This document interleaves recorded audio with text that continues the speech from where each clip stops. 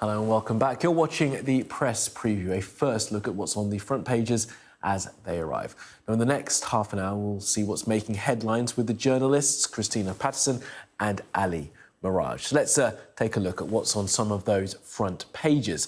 We'll start with the front page of The Telegraph, which leads with reports that the Prime Minister's decision to appoint Christopher Pincher to help oversee party discipline prompted the resignation of Craig Whitaker, another senior whip. The Sunday Times also leads with the upset caused by Chris Pincher's alleged actions, who's spoken to an anonymous source who claims they were groped by Mr Pincher.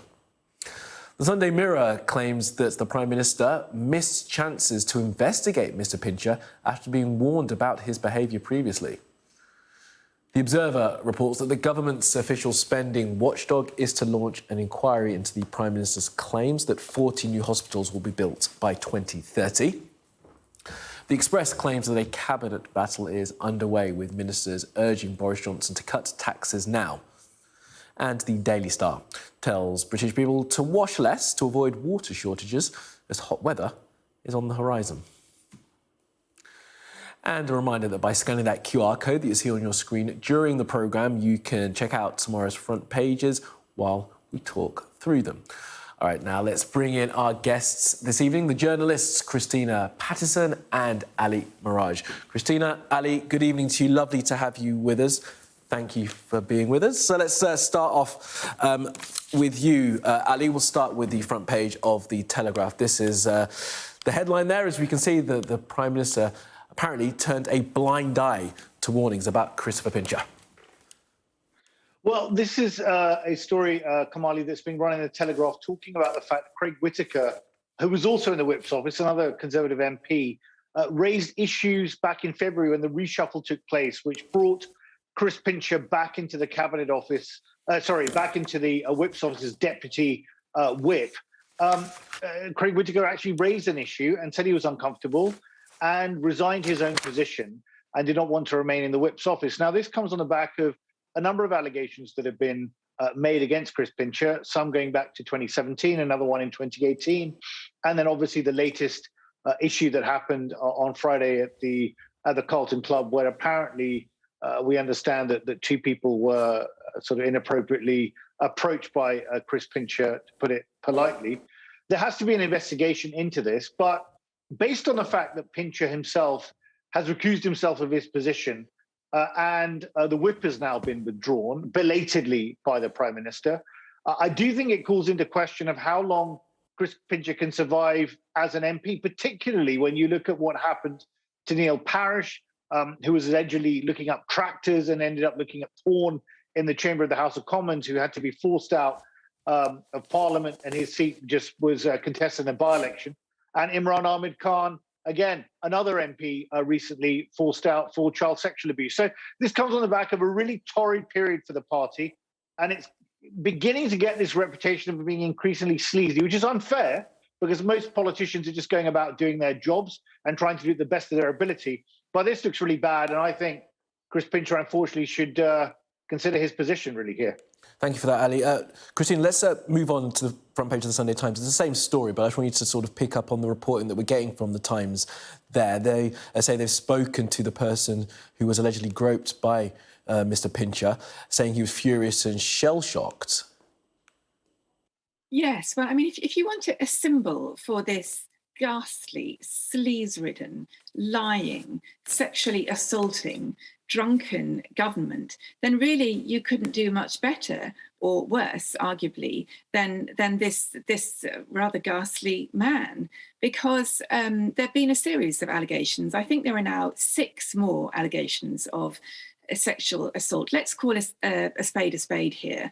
It's not, I mean, groping makes it sound sort of, rather innocent. The accusation here is of something really very explicit and unpleasant, essentially grabbing somebody essentially in their genitals. Now, that is not a mild thing to do. It's not harmless. And the idea that you can issue a statement saying that you embarrassed yourself as if that was some kind of justification, that you drank a bit much and you're slightly embarrassed by the whole thing.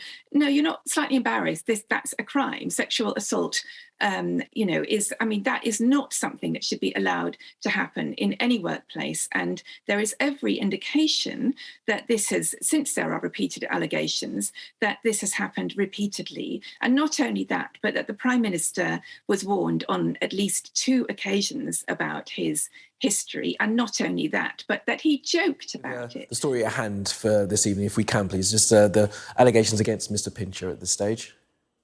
Well, the allegations against Mr. Pincher, yes, as I said, there are allegations of 6 more people who say that they have experienced his sexual misbehaviour, and he is yet another Tory MP who is refusing to resign and saying he's seeking medical help as if he is the victim here. I mean, that is an absolute habit of this government, that when something goes wrong, they think they are the victims. They're not the people who are suffering from their alleged misbehaviour. So, I mean, I have to say, I don't think this one is just going to fade from view. There's just scandal upon scandal upon scandal. And I'm sorry, Ali, but I don't think you're right when you say that it gives a misleading impression to call this government sleazy. This government is sleazy. And at the moment, I think 1 in 8 MPs, there are allegations of some kind of sexual misbehaviour, male MPs. That is an incredibly high number for any workplace. There is something deeply, deeply wrong with the culture of Westminster, and in particular with this government. Ali, please come in, because there are a large number of MPs who are under these investigations, 56, I think, if my memory serves me correctly. That's right, there are 56, and we don't know if they're all Tories or not. Look, and to just make it clear, I'm not saying that the government is sleazy or not sleazy. I mean, I've got a lot of problems with the government, particularly around the whole Partygate issue and the fact that an example is not being set by the Prime Minister. I think he should have done the decent thing and gone, but he's not going to do the decent thing. He's got the hide of a rhinoceros, and he sets the example from the top. So I'm not defending the government in essence. I'm just saying that not every one of the 650 MPs in Parliament is going around engaging in this kind of behaviour. A lot of them are just getting on with their job under difficult circumstances and trying to do the best for their constituents and the country, right? However, there is an issue here, specifically with Chris Pincher and also with potentially with the 56 others, where you could point to, is it a drinking culture? That's not an excuse, frankly.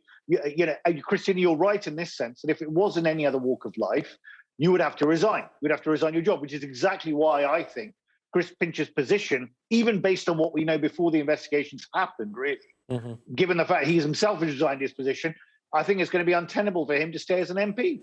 OK, Ali, Christina, thank you for that. Let's move on to the front page of The Observer now. Christina, you pick up on this if you can, please. This is an official probe, as The Observer calls it, into this plan for 40 new hospitals. Now, anyone who's been paying attention to PMQs for the past couple of weeks will have noticed that every time these new hospitals is discussed, there are sort of roars of derision from the Labour benches. What's all this about in The Observer today, Christina?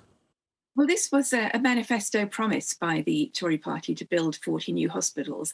And then it turned out that basically if you put a kind of porter cabin next to an existing hospital, then according to their assertions, that will qualify as a new hospital. Extensions, little car parks. I mean, practically anything counts as a new hospital. And the National Audit Office wants to investigate this and see, A, whether what they're actually doing offers value for money for the taxpayer, and B, whether it's an accurate assertion that they are providing 40 new hospitals by 2030. And so far, it doesn't look as if they are. So I'm glad, and it's a serious thing for Boris Johnson, because it's one thing to constantly lie to the electorate, as he does, but it's another to have this investigated by the National Audit Office, which is a very serious body. This isn't a political matter, it's an independent financial matter. So we'll see what happens, but, it looks like another lie that's about to be uncovered.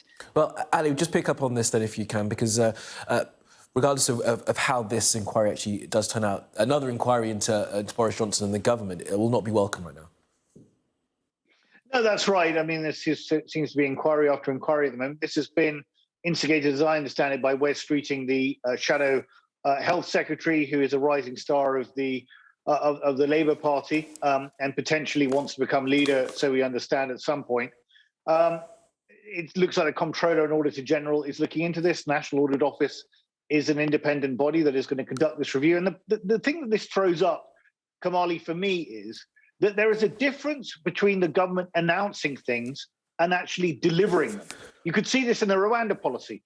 I thought, perfectly understandable. A lot of people against it, but something had to be done. But again, yet again, even with that example, there's a difference between announcing something and actually getting it done and bringing it into practice. And again, here, 40 new hospitals by 2030. As Christina says, we understand that a lot of these things are not really proper new hospitals. And look, Sajid Javid, who's the health secretary, perfectly credible, decent, hardworking person, needs to be a little bit careful about how this is marketed, because frankly, it's a question of credibility in a government at the moment that to me seems to be decaying quite rapidly for a whole host of reasons. And this is just not helpful at all. No, certainly not at this stage. Ali, Christina, for now, thank you so much for that. We'll be back with you very shortly. We're going to go to a short break. Now, of course, we'll continue the press preview featuring this story on the Sunday Times. The headline reads, Prince's honour for tycoon who bailed out his failed eco-village. More on that after the break.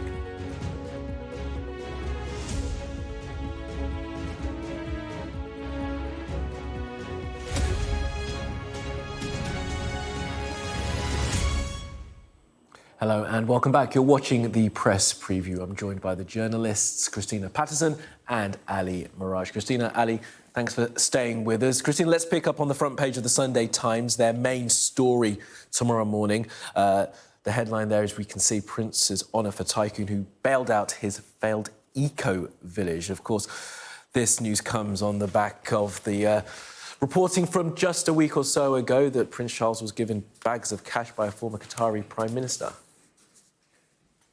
Yes, it's a rather a depressing story, actually, because essentially it's extremely rich man asks another extremely rich man to give him money for what turns out to be a failed project, and gives him an honour as some kind of anticipatory reward.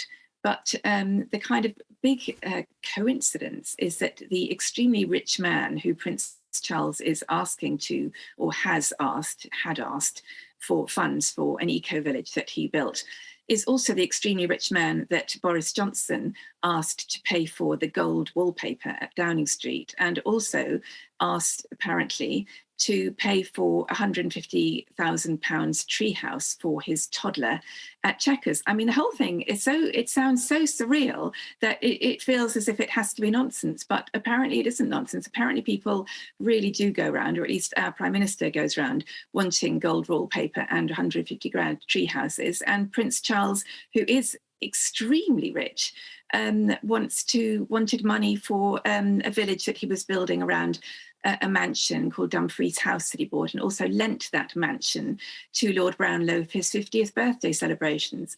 So the whole thing sounds absolutely mad, but unfortunately it does seem to exhibit very bad judgment on behalf of Prince Charles, who was advised not to touch him with a barge pole, but unfortunately went ahead, and the eco-village failed because there was not enough demand for the houses. But apparently Lord Brownlow has continued to be given contracts by the charitable foundation involved, the Prince's charitable foundation involved with the village.